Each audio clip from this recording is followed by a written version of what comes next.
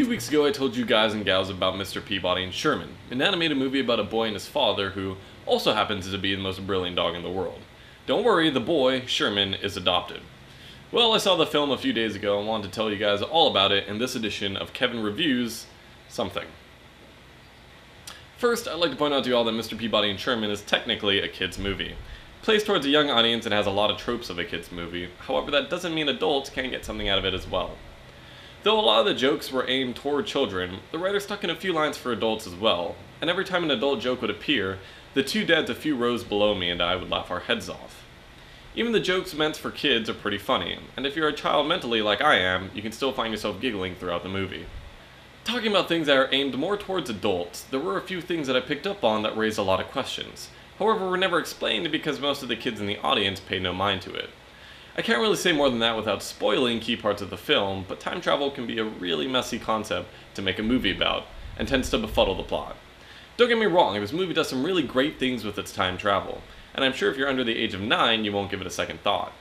But as an adult who's questioned more than one time travel movie, this one seems to be full of holes.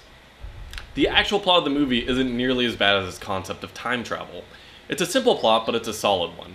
It's got all of the heartwarming elements that you'd expect from a movie where a boy's dog also happens to be his adoptive father, and you really are rooting for them by the end of the film.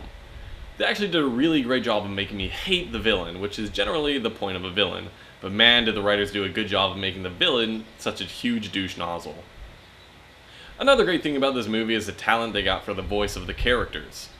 They got the talented Ty Burrell of Modern Family fame to do the voice of Mr. Peabody. They got Stephen Colbert, Leslie Mann, Ariel Winter, also of Modern Family fame, and Patrick Warburton. It's a great cast and they were all splendid with their roles.